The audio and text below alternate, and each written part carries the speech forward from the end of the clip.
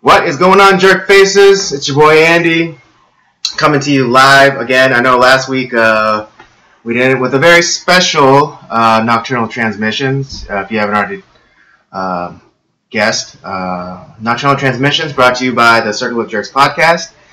It's the conversation that you could be having during the day, but having at night instead. Of course, I'm your boy Andy. And again, with me, as always, is the homie Rob. What's going on, guys? And today we have a very special guest, one of the jerks. Maybe you haven't seen him in a little bit, but he's joining us for a very special live stream tonight. Dancing Jason. Hello. Yes, he's definitely the most unique member of our troupe. I would think. Oh, absolutely. No, he's Dancing Jason is one of a kind, and he's irreplaceable. He's irreplaceable. So, with all those pleasantries out of the way, let's get this conversation started, shall we? Sounds like a plan to me. All Ready, right. Jason? Sounds good. I don't see Andy though. I only see his ear. You only see his ear. Well, okay. that might be more on your end, my friend. Yeah. I mean, can you see me now? Just one eye. Just one eye. Are you sure you haven't zoomed in my window? I don't know. Just an idea. For those of you viewers out there who might notice that my face is a little two-toned, this past weekend I'd gone fishing with my dad again. If you guys remember, maybe a few weeks ago, I did this podcast with a two-tone face, and so that's the reason why. What was that? Were you tad more prepared this time? Yeah, I was a tad bit. I did remember to wear sunscreen, and then even though I'm like the bottom half of my face is darker, it's not burned like last time. So yeah, dark is okay. Burnt is bad. Right, I know. Hey Robert, I have a question. Do you see Andy's face, the whole entire face, on your screen? I see it. Yeah, I see his whole face. Do you not see my face, Jason? Face. You only see half my face? Yeah. Let me back up a little bit. Can you see it? No, it's still a half. Like. Okay. Okay. I guess we can continue. I mean, I see it on my feed, and my whole face shows up, not just parts of it. Okay. So Andy, you went fishing. Yes. I didn't really have too spectacular. I didn't really do anything too exciting last week, other than this past Sunday I went to the Simpsons season premiere party for. This is my second time going to that. Now, man, that's a lot of fun. Mm-hmm. I saw a lot of the creators of the show. We got a sneak preview of the new episode, the season premiere episode. Mm-hmm. I met Weird Al Yankovic, which was pretty awesome. That's cool. And that must have been cool. Pretty much everything was free. All the drinks, all the food, all the games. Open bar, buddy. It was awesome. Okay. Oh wow. Okay.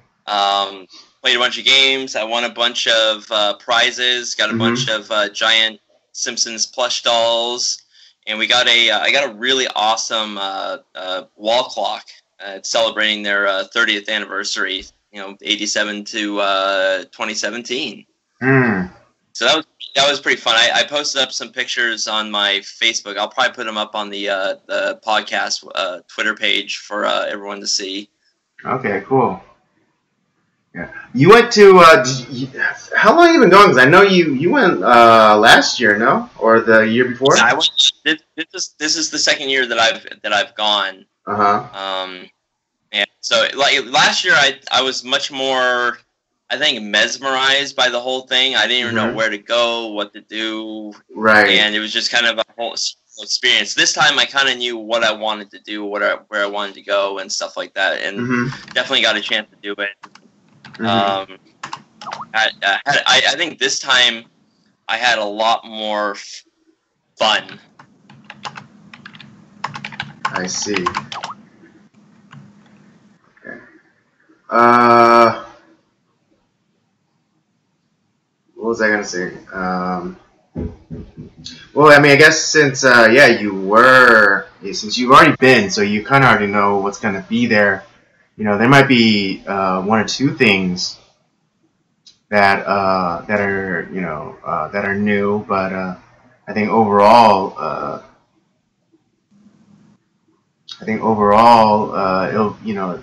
most of the same things will be there. It said they hosted at Universal in the Simpsons side of the park. So like I mean the games and all that and the places to eat are all the same. And the what's different? The episode's different. Some of the whatchamacallit, what else is different? Like some of the prizes are different. Like they had different. They had different plush dolls this year. This time around, they had like Santa's Little Helper. They had Marge. They had a bunch of like Lisas and Barts and stuff like that. So last year it was limited. They had like Krusty. They had Homer. I think they had like one other character. Right. I kind of wish they would do like more of the like the whole like the more like popular characters too, like like Apu or like Sideshow Bob, Sideshow Mel, or something like that along those lines. I think I saw. I think I saw on. I think I saw on your Facebook. You got a picture with Sideshow Bob. Like a person in like a Sideshow Bob costume. Yeah, I did. I put that up as my profile pic, and I just won the Bart doll, so it's like, I should probably take a picture with Sideshow Bob. Just kind of, and it's funny because he the guy who was in the Sideshow Bob costume was perfect because he's like pointing at Bart, is like thumbs down.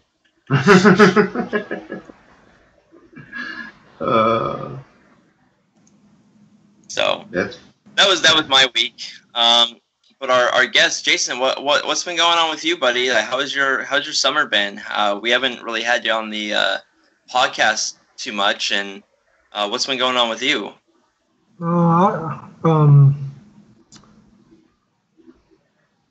I'm trying to figure this out. I still don't see Andy. Oh.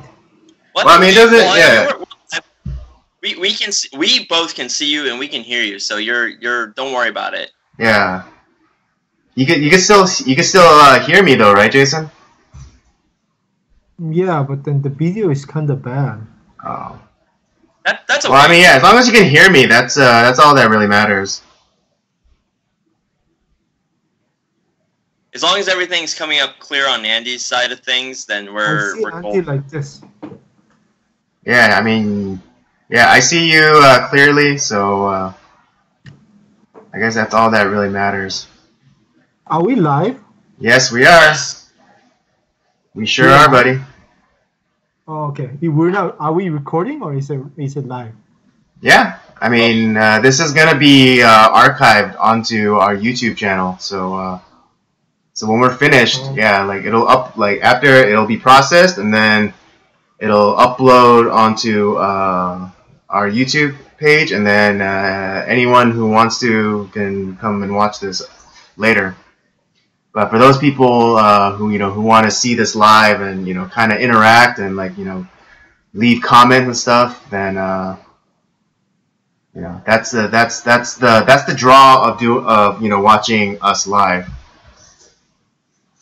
Okay. Yeah. Oh shoot. Ugh. How's your summer been? Like, what's anything fun that you've been up to, or doing anything since we last filmed together? No, I haven't been going out or anything. I just stayed home, tried to catch up on Netflix. Tried to That's watch always something to do. Mm-hmm. Yeah. What have you been watching? Green Arrow. Okay. Well, what do you like that one a lot? Yeah, like 5 years ago, I started watching like when it first came out. Mm-hmm. I watched like the first 3 episodes, but I was watching it one episode at a time. And then I didn't want to wait like 1 week and watch it 1 week, and then I completely forgot about it. And right. And I started watching Green Arrow like recently, season 1, and I already finished up to season 3. And then that made me want to go watch Supergirl, and the other one is DC something. Oh yeah, they have their TV show universe characters. Right. Yeah. Doing stuff. Yeah, they have Flash. They have DC Legends of Tomorrow. Something like that. Yeah, something like that. Yeah. Yeah, I heard they're bringing in this character, Black Lightning. Yeah, I think he's gonna have his own show. Yeah. Black Lightning. That'll be cool. Yeah, so that's what I've been doing, watching those. So you just been catching up on TV. Yep. Yeah. Hey, weren't your cousins in town from Korea?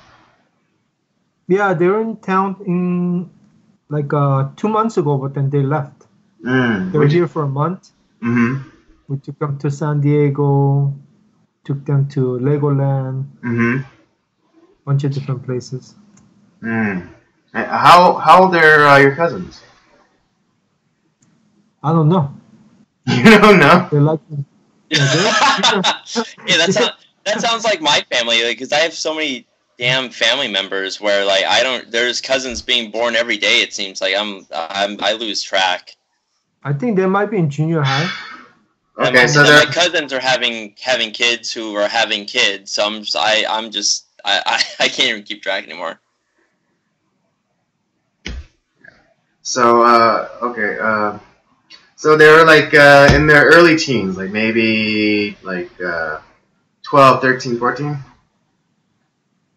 Sounds about right. Possibly around there. Okay.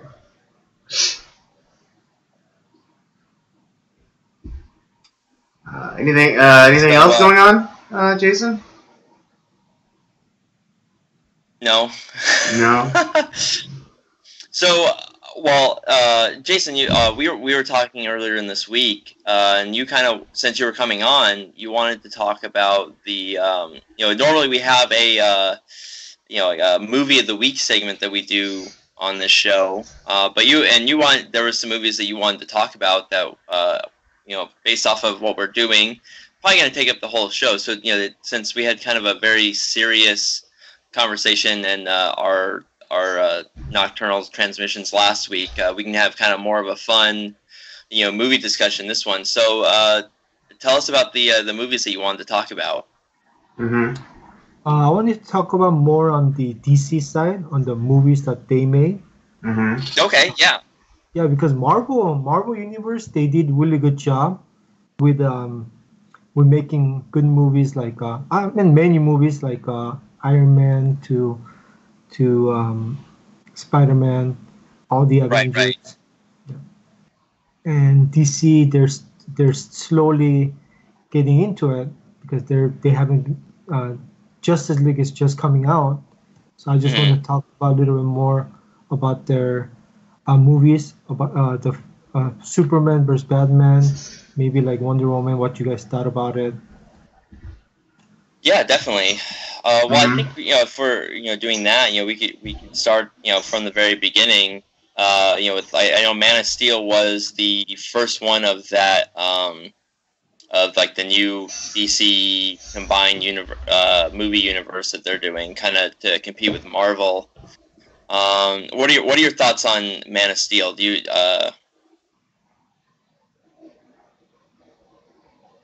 Me Are you talking to Jason or me? no, you. I'm sorry. I'm talking to you, Jason. Jason? What are your thoughts on that movie? Which one? The Man of Steel. Man of Steel. Yeah. I liked it personally. Mm-hmm. Any well, what stood out to it about you? What did you like about it? I know some of the stories they kind of didn't do it right, but what I liked about it is like, you know how Superman, not Superman, um, well, we're talking about Batman and Superman, huh?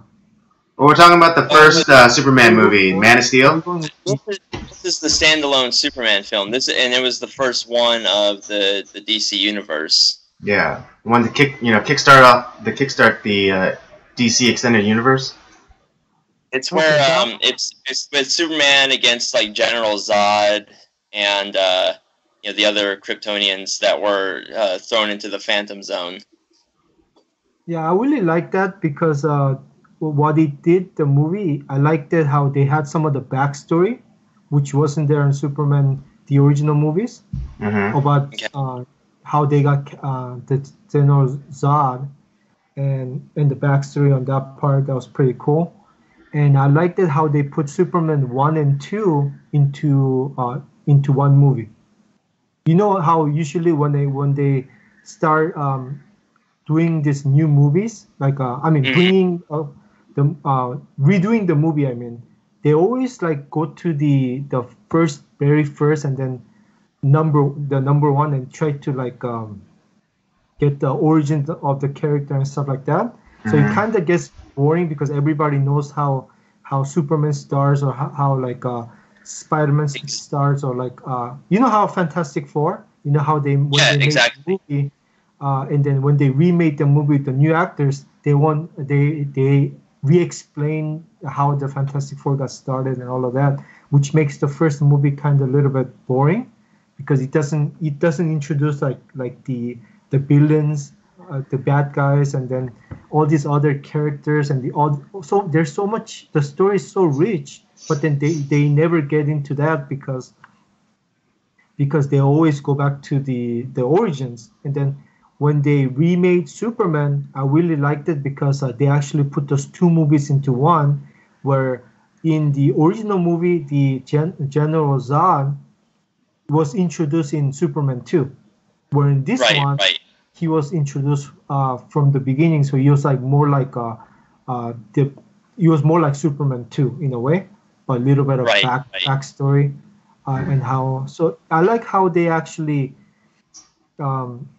started with the character Superman, and then when he's grown up, and then you know how he's in the boat, and then I think he's a fisherman or something like that, and he dives in the water when he sees that fire in that what is it called, like it's an oil rig or some sort of yeah. Like goes in, and then he helps drilling platform or something.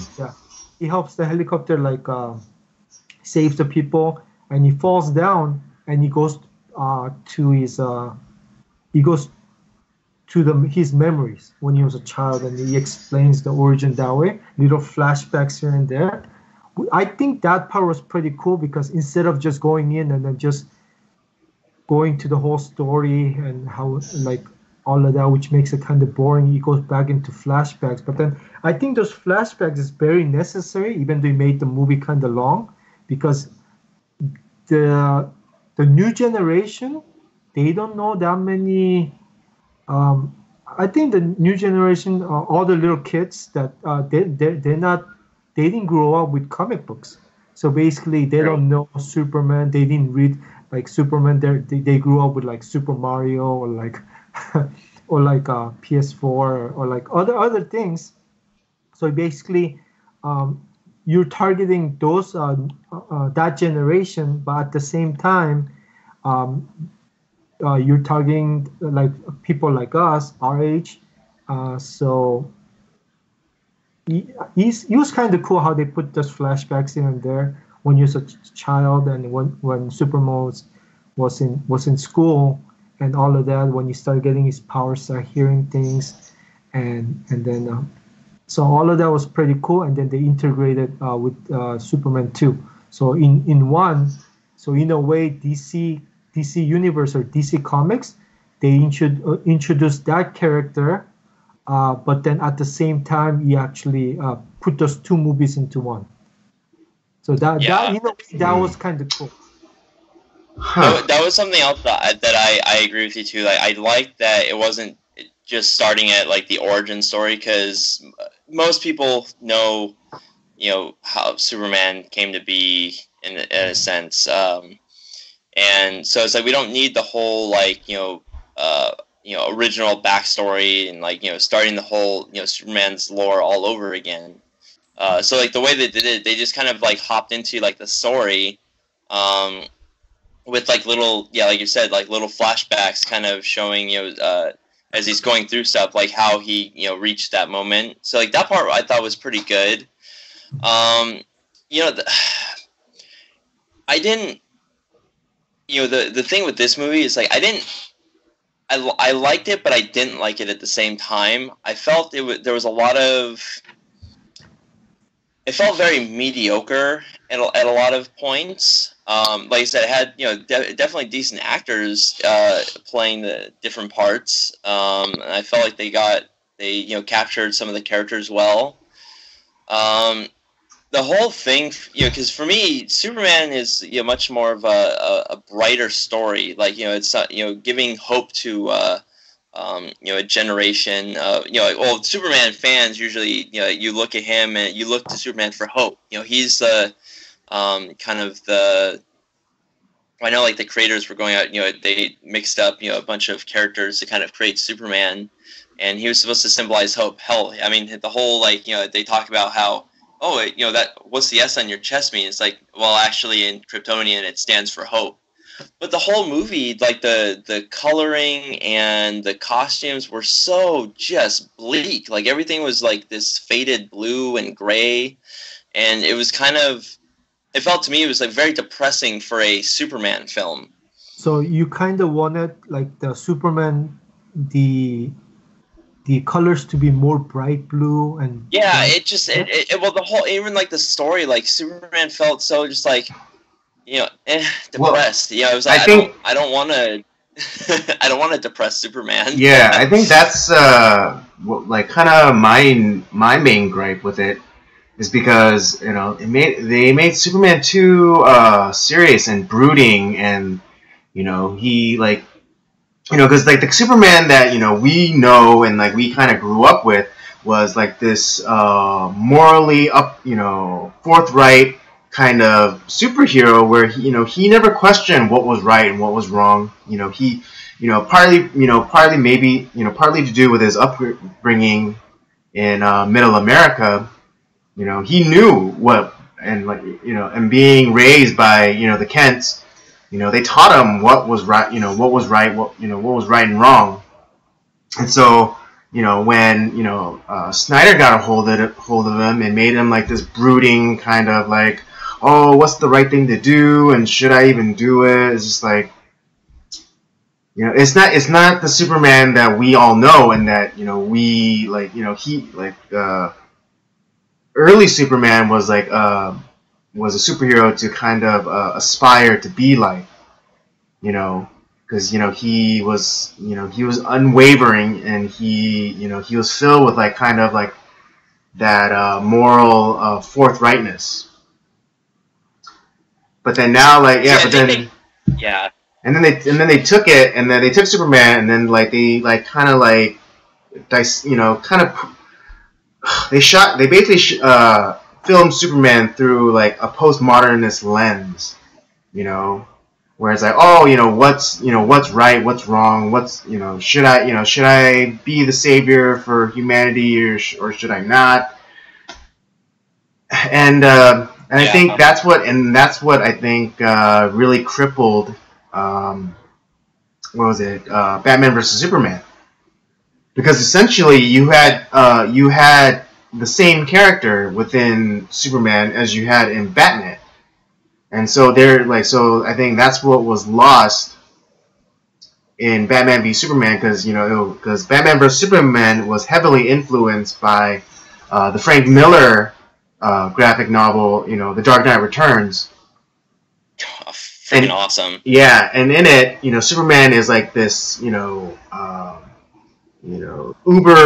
Boy Scout, G-man, working for the government, and Batman is like this older, grizzled, anti-establishment type. And so and in that you clearly have a delineation of the two characters. One that's like the archetype of like the American exceptionalism and all that stuff, and then you have Batman, who's the more pessimistic anti-establishment type. Yeah, well, it's kind of like more, Superman is very like, kind of more willing to do, he's very black and white, like, let's do what's right, even though it might hurt. Whereas Batman is willing to, he sees a lot of the darkness, and he's willing to go and do things that, well, he's not going to like, necessarily kill his enemies, but he's willing to do stuff that would be morally ambiguous, and that's right. And I think that. That line of thinking is exemplified in that bit of dialogue where he's talking to Alfred, and he's like, oh, even if there's like a 1% chance that he's our enemy, then we have to take it as an absolute certainty. Yeah, that was the other thing that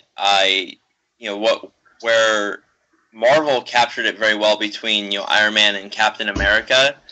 It's kind of because of the way that they handled Superman's story in Man of Steel, and even with Batman v Superman, it just felt very, like I said, it just didn't feel like the same type of, I didn't feel the same type of tension and drama that I was hoping for. Right. But when you get from the comics that deal with the same thing. Mm-hmm. Jason, how did you feel concerning that? Like, did you like how Superman was portrayed? In which movie? The like first Man one? of Steel, Batman v Superman, like in the movies that he's in. I personally liked it because Yeah. What Andy was telling me about was like, but then how can you do it like that though? Like, are you talking more like on a dialect? What kind should act like Mr. Goody Two Shoes or like?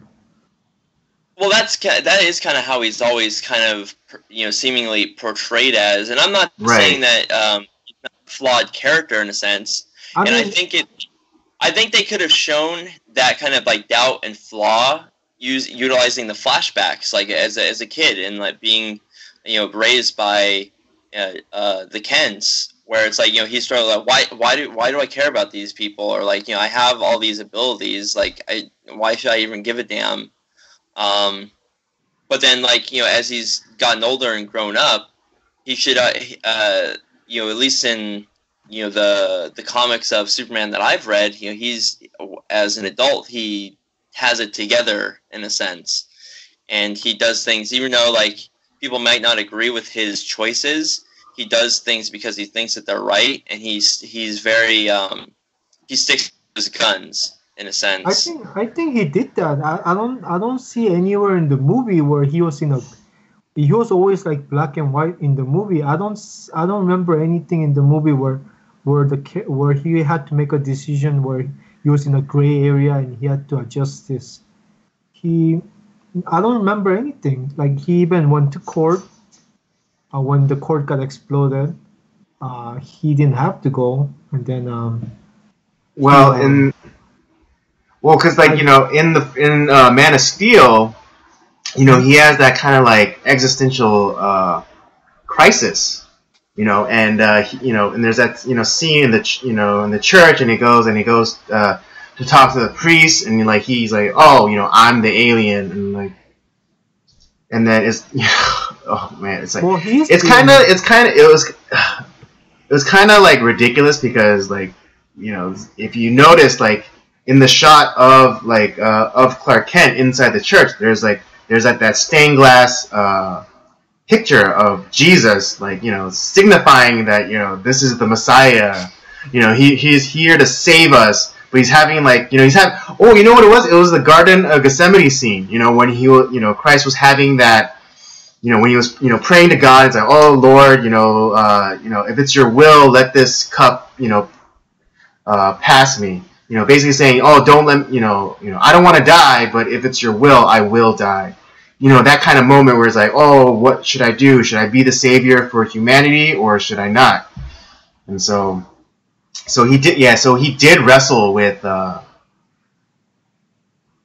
accepting his fate, I guess, in a sense. So I mean, it's not that like I said, Man of Steel wasn't necessarily it wasn't a bad movie. Right. I mean, I still appreciate it for what it was. But it just wasn't as. It didn't have the punch that I thought it was. I was hoping that it would have. Yeah, like I said, for me, Superman is it's supposed to be more of like a bright, more of a fun kind of a superhero story where I just felt like I felt depressed watching it. Right. Hey, what was the ratings in Rotten Potato? Rotten Potato. They weren't good. They weren't good. That's all. They weren't good, but I honestly don't pay attention to that stuff. I kind of just I take movies as I see them for the most part. Hey Andy, can you go a little bit more to your right side? Go to your right side. Yeah, right there. Stay right there. I can see well, well, then I can't, because then I'm out of frame with the other. Can you still see? So your camera, or for some reason your screen is only picking up my ear, or the right side of my body. Yeah. So if you move like little bit, move little bit again to your right, just a little bit. Okay. Now I could see a lot more. How about now? Can you see me? Yeah. Yeah, I could see both. You see me perfectly? Totally? Yeah. Well, I see from your nose up. I don't see your mouth. So if you get up a little bit, now I could. It's gonna make you stand. I know. I'm just gonna have to stand through this thing. Okay. Now I only see your hair. You don't see my what? I only see top of your hair only. I don't even see your forehead. Now? Now I could see half of your face, but the whole entire face. Okay, now it's better. Okay. There is better. Okay. So where were we? So now, well, I think we finished talking about Man of Steel, but obviously that story rolls into Batman v Superman, right. And it's during the crisis of Zod trying to terraform the planet into turn it into Krypton, and all the destruction that is caused by that, and it flashes to Bruce Wayne, trying to rescue someone out of the rubble. And right. Well, he's talking to someone at his company, and it's get everyone out of there. But yeah. And then and then Superman and Zod crash into that his building, and he is very. It was very 9/11. Hey, yeah. I have one question on that movie. One thing I didn't understand is what did they try to do with the how they're shooting that laser or that beam into the earth? What were they trying to do? I think what they were trying to do is increase the mass of Earth to match Krypton's, and it would have changed the gravity and some of the atmosphere to change it from being because the Kryptonians because Zod and all those guys, you saw that they always had the oxygen mask on there because they thought that like they wouldn't be able to survive in the Earth's atmosphere, so they wanted to recreate the Kryptonian atmosphere, and so they were trying to increase the mass of the Earth and change its atmosphere. But wouldn't that make them weaker? That's my issue. It's like, why would they want? Okay, if they could essentially be gods, why would they want it? Why would they then want to become mortals and terraform the Earth into a new Krypton? Well, see, the thing is, they had based off they had no idea that about that. It was more of because remember, like when Superman like rips off like their oxygen mask, like they freak out because like they all of a sudden like can't control like all like what's happening to them. But wouldn't they adapt to it like Superman did?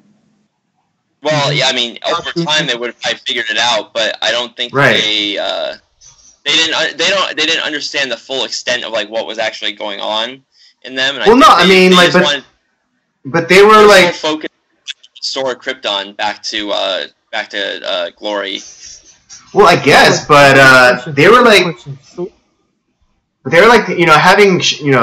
having drag him out, beat him up fights with like Superman. And they're like, and they didn't like. It's like, holy crap!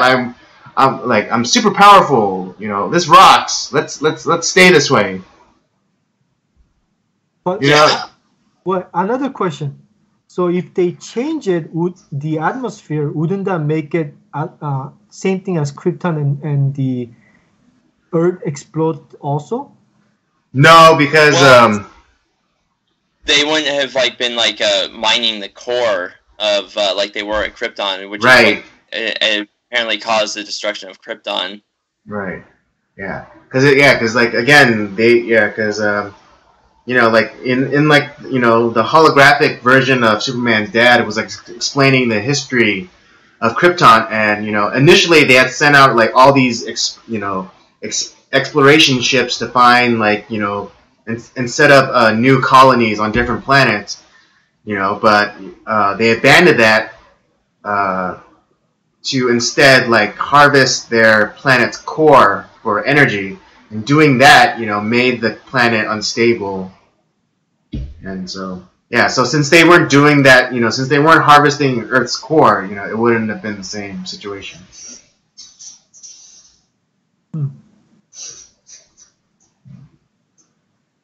But, like with, Batman v Superman, which, first of all, is a really, really long movie. Oh my gosh. Although I will give that they should have just ran the 3-hour Zack Snyder cut. Who? The director. Who? Zack Snyder. Who's no longer doing the films? Yeah, he's no longer directing any of the DC movies. Not Justice League. Wait, is he still doing Justice League? I think that's the last one he's doing. I think he gave the reins. They gave the reins to Ben Affleck. Oh no! Now I remember. Well, Zack Snyder, he more or less he more or less finished the movie, but then they're bringing in Joss Whedon to quote unquote fix it. Oh, okay. I thought they brought in like they were gonna have Ben Affleck kind of do. The no, he was, and he was like, well, they gave him like the executive producer credit, but but he more or less was like in charge, and but then Batfleck, he also dropped out of being the director of the solo Batman movie. Because I don't know, because pressure from the enormous pressure that's like that would have been on him from fans to like actually get it right and produce a good Batman movie outside of like the Nolan trilogy. Exactly. So I mean, because of the mismanage of of the character in Batman vs Superman, fans are like really, really nitpicky about the next solo Batman movie. I'd be very picky because honestly I really loved the Nolan Batman trilogy a lot. I just thought that they were really awesome. Yeah, and I think what Snyder's problem was he lacked confidence. I know he didn't necessarily do a Batman movie. He did it in the second one, but he was so like in love with like the world that Nolan had established that he bit hard and he bit off like a big chunk of that world and decided that I'm just gonna try to fit Superman into like the Nolan verse of Batman. Yeah, you can't do that. Which is a mistake. Yeah, you can't do it. Yeah, it just doesn't translate for Superman. For Superman, it doesn't translate. Yeah, and kind of in the same line of how I felt about Man of Steel, like Batman v Superman wasn't necessarily a bad film. I think it was just a mismanaged film in a sense. Yeah, too many cooks in the kitchen. A lot of competing storylines. A lot of stuff didn't quite get explained very well. The whole Doomsday felt like a very thrown in enemy at that point. Which, to be honest, the whole Doomsday, Doomsday versus Superman, that's such a great storyline that has, and the whole story of Doomsday in itself is really interesting. And I felt like they just kind of like, here we go. Yeah, I mean, because they were already drawing in on such great source material in Batman Returns that them like shoehorning in like the death of Superman it just seemed overkill, and like it was something that wasn't kind of earned yet with like the fans, because like at this point to the point of Batman versus Superman, we've only had 2 movies with Henry Cavill as Superman. Yeah, and that's not enough. That's not enough time to build like sufficient base, with your audience to like that could be like a second or to make them care that he dies. What did you think about it, Jason? What are your thoughts on Batman v Superman? I don't know. You don't. Come on, just be honest. Be honest. Okay, honest. It's fine. If you liked it, you liked it. If you didn't like it, you didn't like it. That's okay. We're not here to like. How dare you like it, Jason? How could you? No, it's not like we're gonna hang up on you and like no more Jason allowed on the live stream. Bingo. Hey, okay, then tell me this. Like, what did you like about the movie? Okay, well, I like the characters. I thought Ben Affleck as Batman, or as the older Bruce Wayne. I thought that was I thought he captured the Dark Knight Returns Batman very well. Yeah, that grizzled kind of war-torn kind of Bruce Wayne. I thought, Ben Affleck did a really good job. And I felt like they also kind of like Batman, like, he's been around for a while, but like, man, he's really pissed now, like, about something. Yeah, like, he gives no fusses about, he freaking brands people, Yeah, that was where it's like, and that's kind of a more of a dark Batman, which is fine. I think that they captured that very well. I've never had a problem with Henry Cavill as Superman. I think he looks fantastic for the part. Mm-hmm. He was a good actor. I felt like, the whole time I really felt like it was kind of it was trying to do too much in one movie, where it's trying to like give kind of a little bit of a preview towards Justice League, and so it's cutting a storyline for that. It really this movie could have been 3 or 4 different movies had they like done it correctly. Right. And where it's like you have Batman versus Superman, and kind of kind of a rehash of the Dark Knight Returns, and I kind of wish they had stuck with that the entire movie. I thought that's a great storyline that you could have a whole movie out of. Kind of the build up to Justice League, where where Bruce Wayne / Batman, Lex Luthor had all of the information on these, the metahumans, and trying to figure out like what his aim is in that, and you kind of have a build off of the the start of the Justice League / I forgot what the group of enemies, the cavalcade of enemies. Legion of Doom. Legion of Doom. Thank you. You could have had a movie done that, and then you could have had a whole solo Superman film, or even a Justice League film of like Doomsday, and because that whole story of Doomsday is a great story, and I felt like they were trying to throw, and the same thing like with like Wonder Woman all of a sudden like coming into play, and the Flash was in there for a short period and kind of paying homage to the what's called the New 52, the new DC multiverse, and I love all those storylines, but they didn't belong in one film. It just felt like a lot of it was kind of tacked on. But as far as like the all those stories individually, I like a lot. I think that they've the actors that they have portraying these characters, they hired the right guys and gals, especially Gal Gadot. Oh yeah. But it just like I said, that part of it's right. I think they have the right idea. I think they're trying to, it's kind of like trying to hit a 5-run home run. You can't do it in one film. You can't catch up to what Marvel has kind of set into place, which is kind of what it felt like it was trying to do. It was trying to compete with Marvel. It's like it should have just been its own thing. Yeah, no. Warner Brothers was definitely, trying to play catch up, and they're just trying to do too much instead of. See, here's the thing, like, as fans, we want a successful, DC extended universe. We want it because because of the success of Marvel, there's been like a saturation of superhero movies, which which in time people are going to get tired of.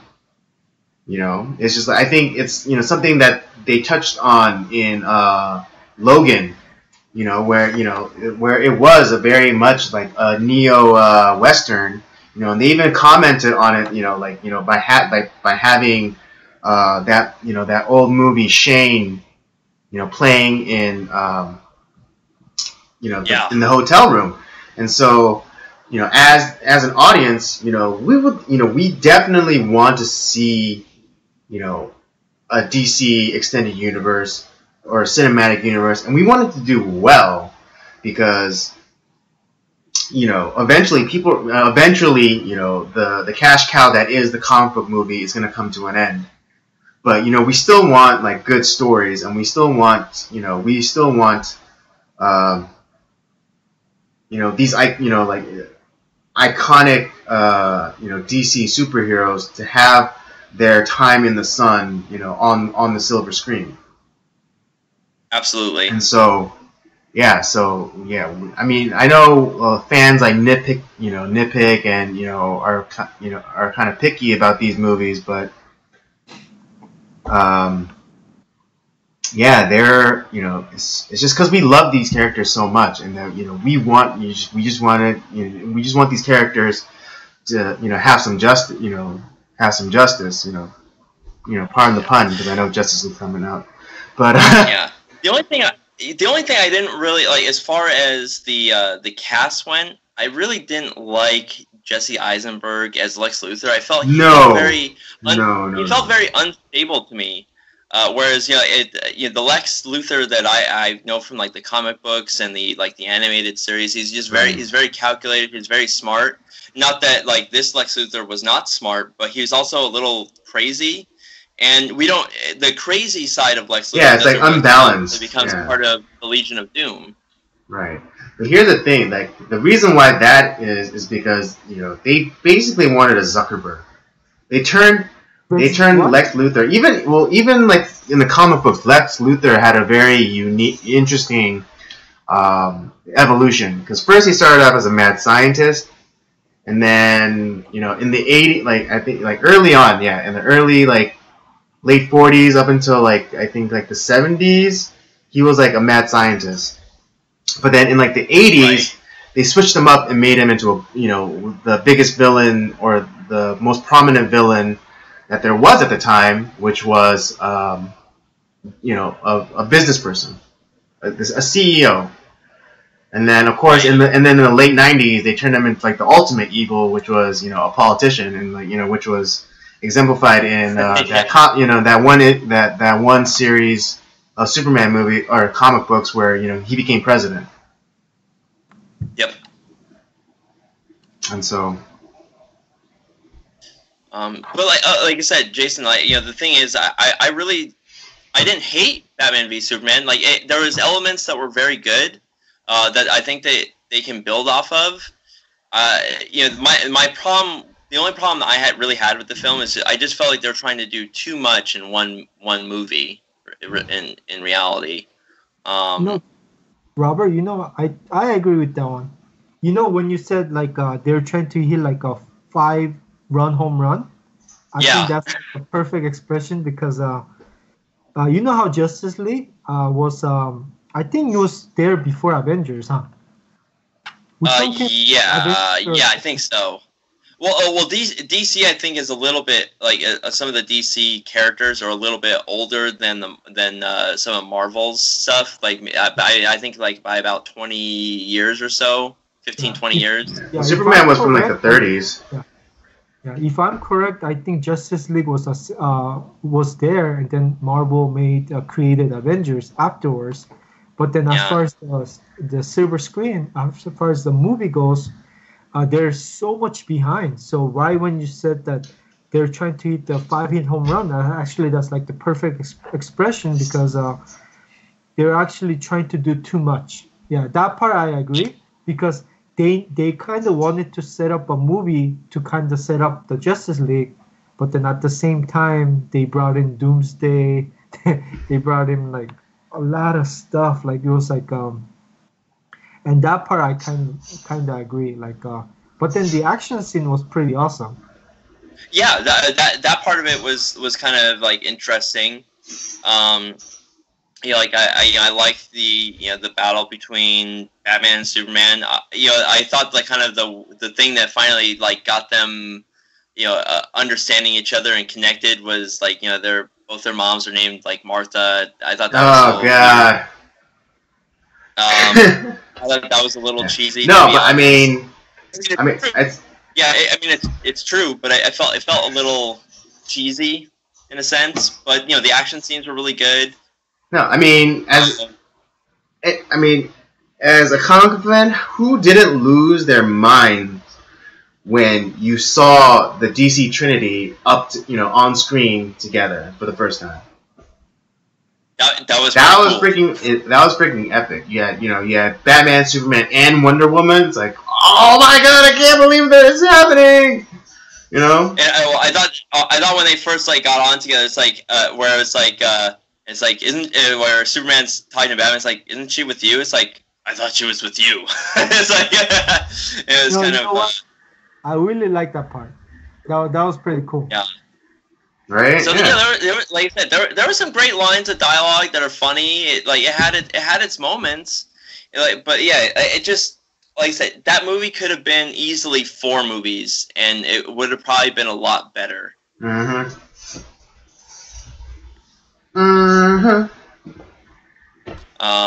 Well, I think shoot, I wanted to talk about like the Wonder Woman film and Suicide Squad, but I think we'll have to wait till next time to talk about that. Because as always, I always think we're never gonna have enough time, and you should just get that out of your head, Robert. Yeah. I know. Yeah, we've been doing this for. Okay, tonight is the 14th Nocturnal transmissions that we're doing. So, and like So we've been doing it for a week. Well, there was that 1 week where we couldn't do it because the audio was garbage. But 14 divided by 4. Yeah, it's like we've been doing this for like almost 4 months. Wow. So I'm surprised. I think we become pretty much old hats at this. So I think us coming up with things to talk about is not really an issue anymore. Yeah. The well, next week I'm out, so it's gonna be you and Jason on your own. So I mean, you guys can continue the DC discussion, or if you want to wait till I'm back in a couple weeks, we can finish that discussion then, and you guys can talk about something else. I don't know. I think next week. I mean, because I think we did a lot of the talking, and even though we're prodding Jason to chime in, I think next week I'll give him more of the floor to let him voice his opinions. Yeah, voice his opinions on the DCEU thus far.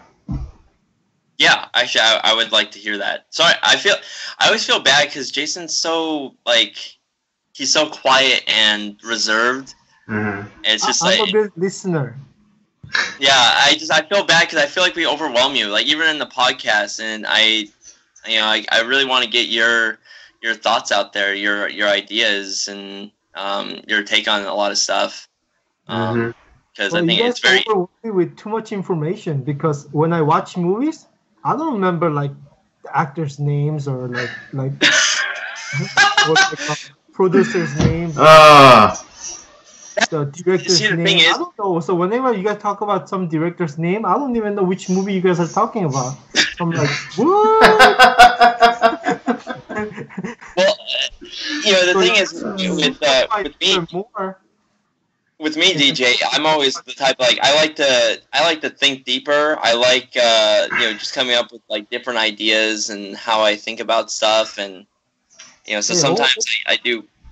The only actor I know is like Antonio Banderas.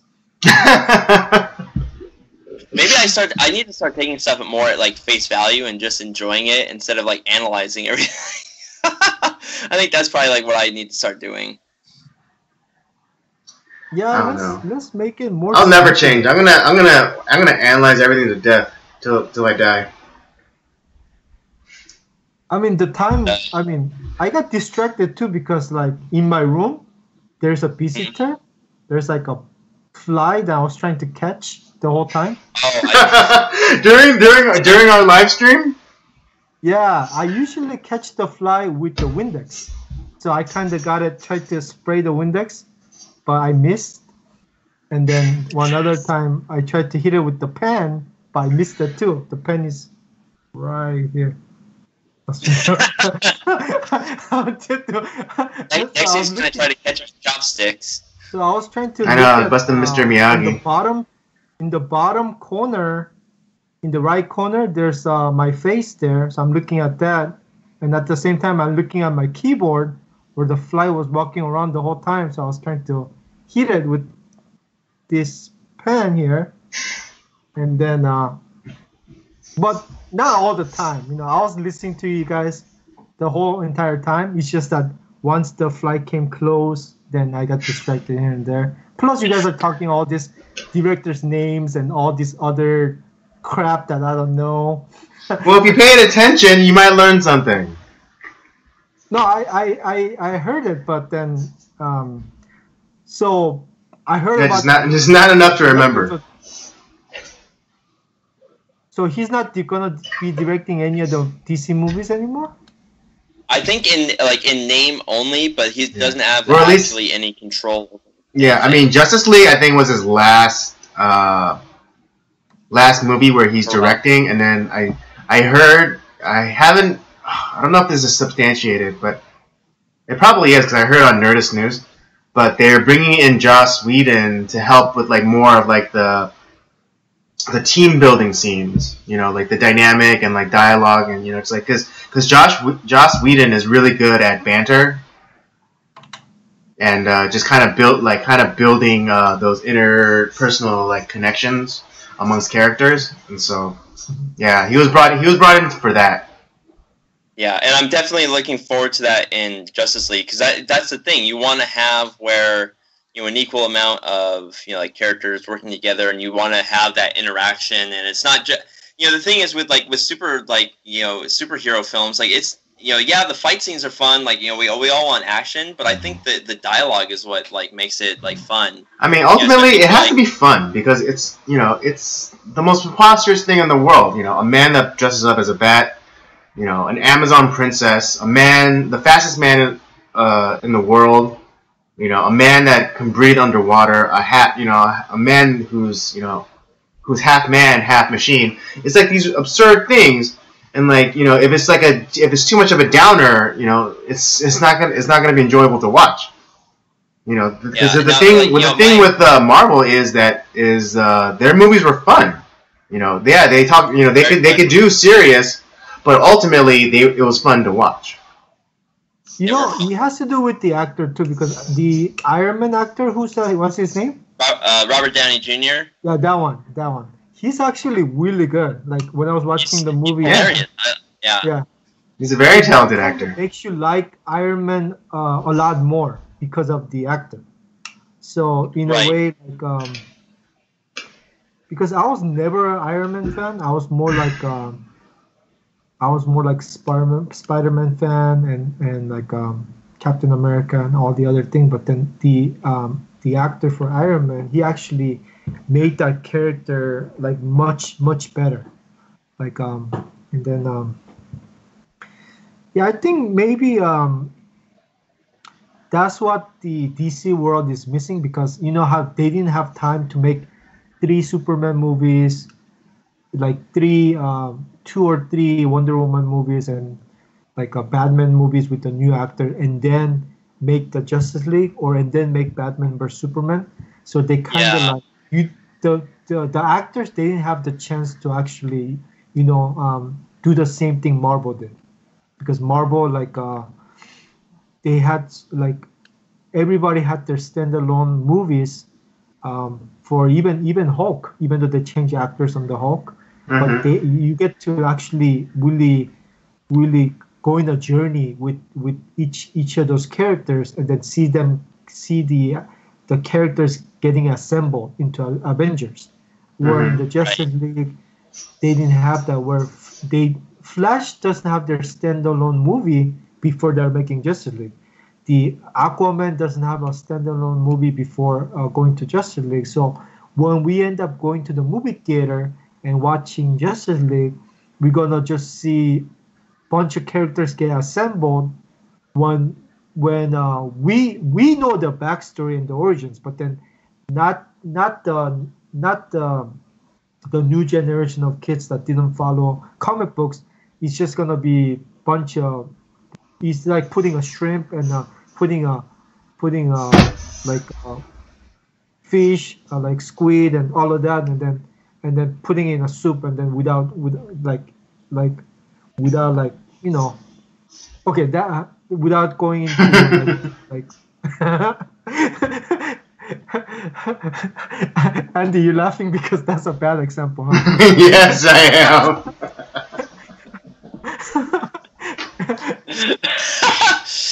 Well, I was gonna agree with you, Jason. It's like, you know, like characters like, you know, the Flash or Cyborg, like, you know, Wonder Woman, Aquaman. Those guys do deserve, like, you know, movies where it talks about their origin stories and things like that.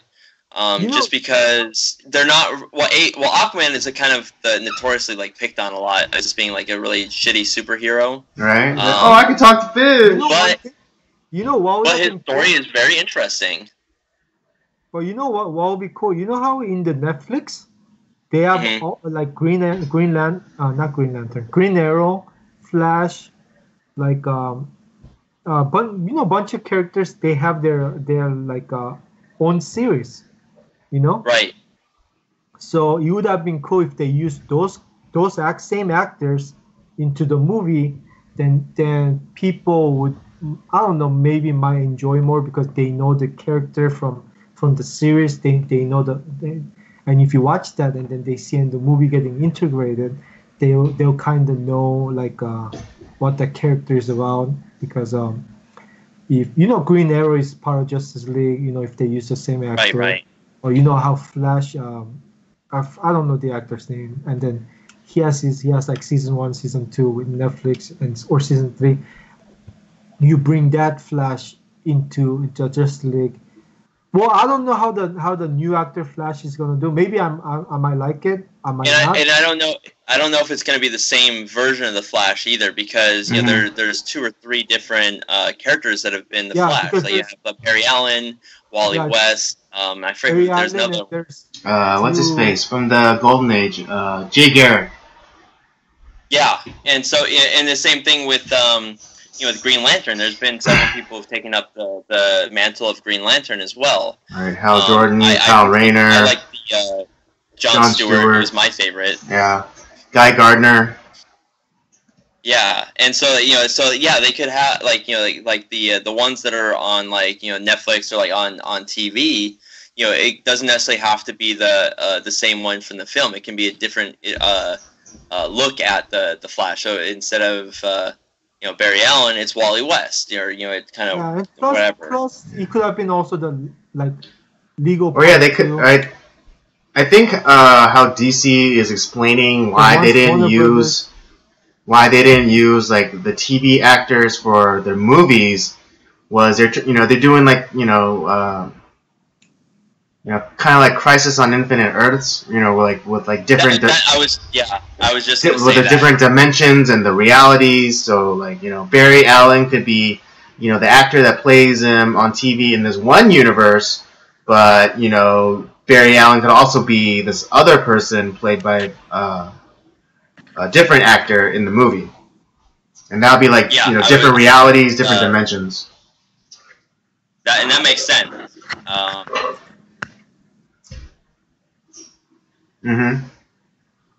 So yeah, I think that's DC has a lot to like. They have so much great stuff to work with. I think they also have they brought on Jeff Johns as well, who's like one of the big. Oh yeah, he's one of the top guys at DC. Yeah, and so I think that will help right the ship a lot with the DC movie. Yeah, I think they're hoping that he will be to DC what Kevin Feige is to Marvel. Yeah. What was that, Jason? Sorry, Jason. Oh, about the Netflix one? I did watch the Supergirl season 1, season 2. Yeah. And then they had one of the guys who's a director of some secret agency, which I forgot the name of the agency. Anyways, DOA or something like that. He's the Martial Manhunter, and then when he turns into Martial Manhunter, I really like the costume that he had. It's pretty cool, and I wish he was there in the Justice League because he's one of the he's a huge character, Martial Manhunter. Oh yeah, absolutely. Right, yeah. No, yeah, he's like, and he's like, I think even stronger than Superman. And also Green Lantern is missing. Like I wish Green Lantern. He's a huge character too, Green Lantern. Yeah, that's something I would like to. I wish they would kind of redo like a Green Lantern, just because it was the last time a Green Lantern movie was done. It was really not very good. Yeah. You know why he wasn't good, Green Lantern? Because it was very CG. Yeah, they no. Not only that, they tried to go to the origin of Green Lantern. Green Lantern has a huge storyline, but then it's like making Fantastic Four, the movie 1 again. It's like that when at the end of the movie, how one of the Green Lanterns he becomes Sinestro. Okay, the Yellow Lantern. You know how that costume there was perfect, and then he should have been the first villain for the Green Lantern, and then that would have been so much better. But now after that movie, now it looks like Green Lantern's story is gonna start, and it's kind of not fair because Green Lantern has such a rich storyline, and then they just barely scratched the surface to actually introduce Sinestro, so that they could set up an awesome second movie, and then the actor jumps ships and becomes Deadpool in Marvel. So now, what can they do? Can they go back and make Green Lantern #2 with the same actor, or do they have to remake the movie and go back to square one? Well, they don't necessarily have to use Ryan Reynolds, because, like you said, they're like I was saying earlier, there's several different versions of Green Lantern that they can jump into. You know, instead of using, like, I don't remember what his was he supposed to be Hal Jordan? Is that the Ryan Reynolds one? He was supposed to be Hal Jordan. Yeah. So you could do Jon Stewart. You could do one of the other guys. Yeah, you could do Kyle Rayner. You can do Guy Gardner. There's like 4 Earth-based Green Lanterns right there. Yeah, but now you're jumping into something else, because I wanted, you know how a hero, superhero, you know how the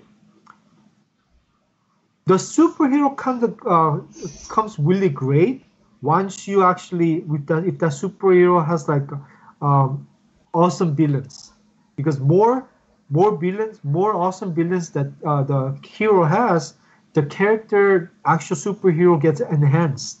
Just like Batman. Batman is such an awesome character because he has the Joker, he has Penguin, he has like the Riddler, he has like Mr. Freeze, you name it, to Bane, to everything. So that's why Batman is so awesome. But then Green Lantern also is pretty awesome. He has the Sinestro, and there's that Orange Lantern guy, and then there's that the Red Lantern guy, Black Lantern. There's like so many cool villains that the Green Lantern has, but general as audience will never get to see that, because now they have to go back to square one. Now they have to go, if they do make the movie again, they might make the origins back again, which Sinestro might not even come out. When there's so many other awesome villains out there that enhances the character, and then you get to love the character because you're going on a journey with that character. Because when you're watching the character going to all these things, and then all fighting with, and then all these struggles and fighting different villains, and then going to that struggle and all of that, at the end of the day, regardless if the movie was good or bad or great, you still went on a journey with that character. So at the end of the day, you could really love that character a little bit more. But then if they keep going to square one, and then it's just not gonna get there when some character like Lantern is so rich in story. It does get a little tiring.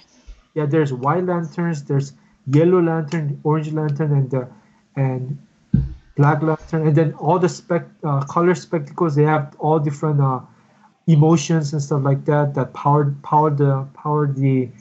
the ring or the lantern. You're never gonna see that now.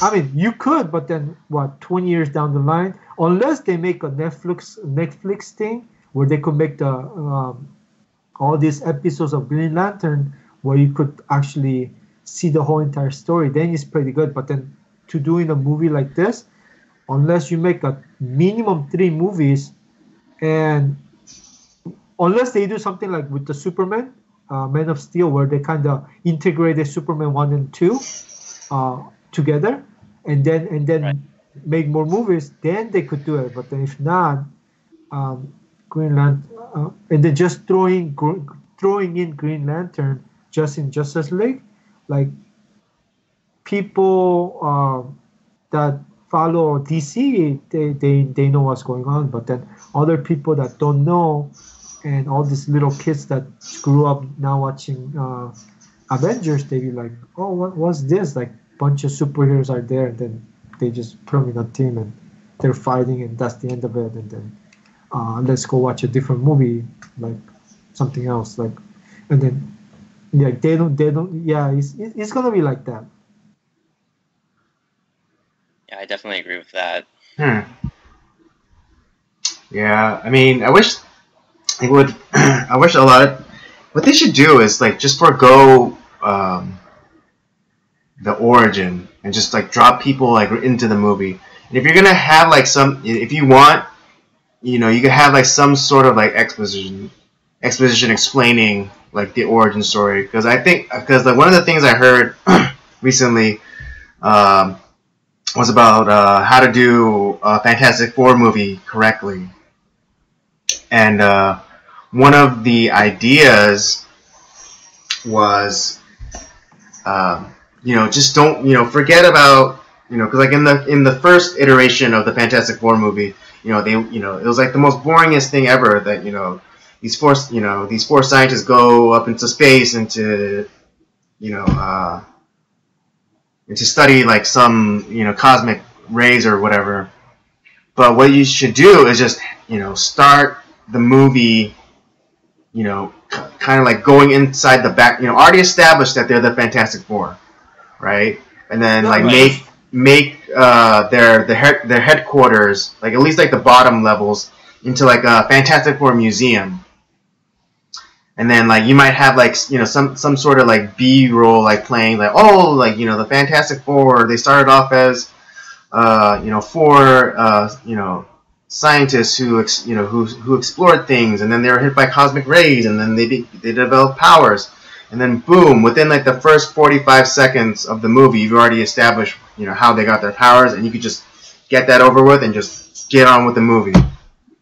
Yeah, you know? Because Fantastic Four is such a rich story too. Because right, yeah, they're Marvel's first family. Yeah, so I wish Fantastic Four rights went to Disney, because Disney can do a lot more with it. Because Disney can integrate the Fantastic Four's villain like Doctor Doom and bring it in a movie with Spider-Man, or they could bring it in like with like a thing. One of the Fantastic Four is coming in with fighting with Hulk, or they could integrate it like Iron Man going into Mr. Fantastic, working with Mr. Fantastic. Some kind of experiment. Well, and that's I think what they're trying to gain back control of their the movie rights on their characters. Because when Marvel was on the way down to potentially going bankrupt, they were selling off movie rights to their characters, and they were selling off rights in certain areas of their characters. And now that Disney is kind of the overarching company of Marvel, you know, they're starting to reacquire those assets back. That's why like we finally got a good Spider-Man film. With Iron Man. With Iron Man. So I think, you know, we'll have some good Spider-Man films. You know, but the same thing with like X-Men. I would love to have the X-Men back in like control. Oh my God, X-Men versus Avengers. Oh yeah, that would be awesome. I can't wait for the Infinity Gauntlet series with Thanos. Oh yeah, Infinity War. Yeah, that I hope they make I hope they make that into 3-movie series. No, well, initially they were gonna split it up and make it 2 movies, but I think they changed it and they're only doing 1 movie. I don't know why, but. And I'm looking forward to the new Thor movie that's coming out. Ragnarok? Yeah. Yeah. That looks fun. We'll get to see what happens to the Hulk. Black Panther is coming out too. Yeah, that looks fun too. That looks fun too. There's another Ant-Man movie coming out. Like, and see that's the thing. When you do it right, now people are willing to take like, hey, well, let's take a look at this other like character that we don't really see very much, and they get their own film. It's which is I know. Great. I mean, That's hoping that will happen with DC. They made Ant-Man a hit. A hit. It was awesome. I loved Ant-Man. Right? Yeah, they took like a C character and then raised them up. You know, in DC there's a character called Atom Man. Yeah. Oh yeah, the Atom. Yeah. Atom Man, he comes out in Arrow, the Green Arrow series in Netflix. Oh yeah. Ironically enough, he's played by Brandon Routh, who did play Superman. Like Ant-Man, he could reduce in size and all of that. But DC Comics came up with Atom Man before Ant-Man. Marvel came out with Ant-Man, and then Ant-Man already has a movie. DC's falling behind, but Atom Man came out before Ant-Man. Yeah, I mean they're all the comic books bite off each other, so. Oh yeah. Yeah. And name, I'm think kind of hoping that we start to see, like with the DC universe, we start to see more of the unique villains. Like for Batman, like I don't want to really see another. Yeah, I mean I do want to see the Joker eventually, but I think we need a good Riddler villain. We need a good Riddler storyline. I know. A good. Because freaking Jim Carrey. I mean, I love Jim Carrey as a comedian, but. Well, and that was that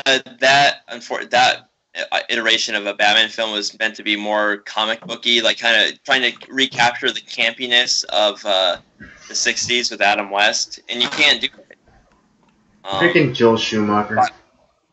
Yeah, so I want a good Riddler storyline. I want a good Mr. Freeze storyline. I'd like to see maybe like Clayface. Something a little bit different.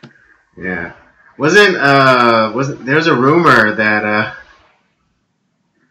why do you have a bottle of Windex next to you, Jason? He's killing flies. Oh, you're killing flies. Sponsored by Windex. Hey, this podcast is officially sponsored by Cactus Cooler. Yeah. I know. Stop trying to mess up our brand deal, Jason. Let me tell you about Windex. Windex kills all bugs except cockroach. Yeah, I think that's the ammonia. That's also in your piss. Maybe you should use your piss. No, it kills literally all the bugs. Like in one spray is better than any insect sprays. Yeah, bug sprays. Windex is the best. You heard it here. Windex sponsor Johnson & Johnson. Get at us about a sponsorship. Hey, I'll sell out to Windex too. I don't care. Right. I'll spray on some nachos. I don't care. Yeah, but like you said, because like for Suicide Squad, they ran so quickly to the Joker. I understand, and I kind of understand because they're using Harley Quinn, and so how do you use Harley Quinn and not use the Joker? I totally understand that, but. Let the girl on her walk on her own 2 feet first. I wouldn't have mind. If they alluded to and they hinted to the Joker, cool. But don't give us the Joker. It's too soon after it was too soon after Heath Ledger. In my opinion. Before I interrupted you guys with the Windex, I was listening, but then. They should make a movie with Riddler. Riddler, I really like him because he has that bowler hat. Yeah. And then it's pretty cool. And then last time I think Jim Carrey did him. Yeah. For those of you that don't know, Jason's really into hats. Yeah. Well, we're gonna have him. We'll have a time where we talk about just hats, and we'll give Jason the floor to. Well, maybe next week, we'll let you go into a little bit of hat talk before we get into some other stuff. I don't know. We'll see how I'm feeling. Yeah. Maybe I could just talk about one hat at a time. There you go. Okay, there you go. Yeah, we can start. Yeah, we can start with Jason's top 5 hats. Top 5 hats. Week 1. It'll be a new segment with Jason. It's like Hat Talk with Jason. Right. This is a Lakers hat. This is by Michelle Ness. Michelle Ness. It turns into.